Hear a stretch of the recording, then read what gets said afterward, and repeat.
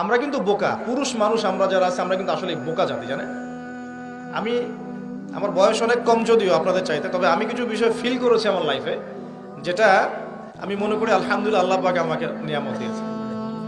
যেমন আমি ফিল করেছি আমার লাইফে যে মানুষের আল্লাহ ছাড়া আপন বলতে কেউ নাই, এটা আমি ফিল করেছি। আল্লাহ পাক ছাড়া একজন মানুষের সত্তাগত আপন, আপনার সত্তা আত্মাগত আপন বলতে আসলে কেউ নাই পৃথিবীতে। যারা আছে আমাদের আশপাশে সবাই সবার স্বার্থে থাকে, সবাই সবার প্রয়োজনে থাকে। প্রয়োজন শেষ হলে আপনাকে চিনবেও না অনেকে। আপনি আমি যখন ইন্তেকাল করব এমন হবে 40 দিন পর কেউ আমাদের কবর জিয়ারত করবে কিনা সন্দেহ আছে। এগুলো বাস্তবতা।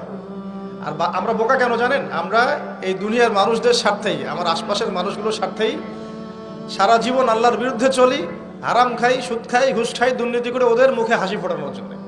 যেই মানুষগুলো আমাকেই চিনবে না পরকালে, দুনিয়াতেই মারা গেলে আমাকে চিনবে না, তো সেই মানুষগুলোর জন্য আমি আল্লাহর বিরুদ্ধে চলে যাই। আমরা বোকা না? আর দেখবেন যেসব পুরুষের সৎ থাকতে চায় তারা শেষ বয়সে খুব একা হয়ে পড়ে। খেয়াল করে দেখেন, যে পুরুষটা সৎ থাকতে চায় শেষ বয়সে গিয়ে দেখবেন তারা খুব একাকিত্বে ভুগছে। আর এখন একটা কমন সমস্যা, এটা অনেক প্রবীণ মানুষ যারা আছেন তারা কিন্তু একাকিত্বে ভোগেন, খুব একাকিত্বে ভোগেন। স্ত্রী দেখছে না, সন্তান খোঁজ খবর নিচ্ছে না, বন্ধু বান্ধবরা নাই, হ্যাঁ, বৃদ্ধাশ্রমে গিয়ে পড়ে আছে। পরিবারগুলোতে এখন পুরুষ নির্যাতন বেড়েছে আর কি। হ্যাঁ, কথা একটু ভিতর থেকে বোঝার চেষ্টা করবেন। হ্যাঁ, নারী নির্যাতন তো আছেই, আমরা জানি। এমন দুশ্চরিত্রের লম্পট অনেক পুরুষ আছে সমাজে, যৌতুকের জন্য মেয়েদেরকে চাপ দেয়, স্ত্রীদেরকে চাপ দেয়, তাই না?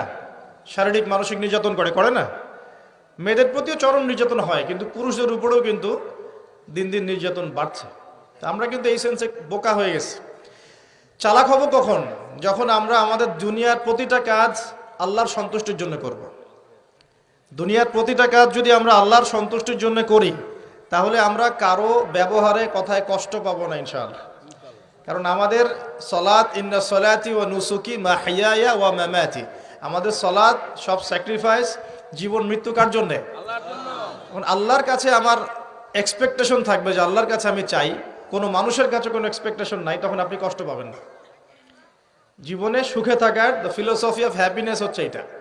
জীবনে সুখে থাকার, সুখী হওয়ার, এই দুনিয়ার জীবনে সুখী হওয়ার ফিলোসফি হচ্ছে যে আল্লাহ ছাড়া কারোর কাছে আশা করেন না, এবং আল্লাহ ছাড়া অন্য কারোর জন্য কোনো কিছু করতে চান না, আল্লাহকে সন্তুষ্ট করার জন্য করতে যান।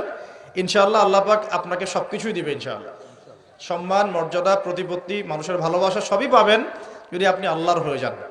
আমি একটু ভিতরে চলে আসছি আর কি, বাইরে আসি আবার। আসেন তো, এই যে কুরসির কথা বলছিলাম, আয়াতুল কুরসি কেন তেলাওয়াত করবেন? কারণ রাত্রেবেলা একজন মালাক বা ফেরেশতা আপনাকে পাহারা দিবে ইনশাআল্লাহ। আর পশ্চিমাদের দর্শন বলে দিলাম, ওরা কিন্তু এই অদৃশ্যের জগতে বিশ্বাস করে না। এই কারণে আমরা যারা অদৃশ্যের জগতে বিশ্বাস করি, আমাদেরকে এইসব সাম্প্রদায়িক শব্দ দিয়ে তারা সারা বিশ্বের বুকে আন্ডারএস্টিমেট করার চেষ্টা করেছে। এগুলো ধরতে হবে। এগুলো সামনে আসেন। এখন কুরসির পরে কি আছে? এই কুরসির উপরে আছে একটা মহাসাগর। কি আছে? মহাসাগর। নাসা কি বলেছে এখন পর্যন্ত? এই জন্য আমরা কেউ বিশ্বাস করি না। কালকেই যদি দেখবেন নাসা বলে দেয় হ্যাঁ একটা মহাসাগরের সন্ধান পাওয়া গেছে, পৃথিবী থেকে লক্ষ কোটি আলোকবর্ষ দূরে, নাম দিয়ে দিল যে .FM0000mm2, একটা নাম দিয়ে দিল। ওরা তো এরকম নাম দেয় আর কি, তাই না? বাস তখন কিন্তু দেখবেন সারা বিশ্বের মানুষ চোখ বন্ধ করে বিশ্বাস করবে কি না? আমরা কিন্তু আল্লাহর প্রতি চোখ বন্ধ করে বিশ্বাসের জায়গায় এই পশ্চিমাদের উপর এখন চোখ বন্ধ করে বিশ্বাস করি। এটা কি বুঝেন? এটা কিন্তু শিরক হচ্ছে, এটাও শিরক হচ্ছে।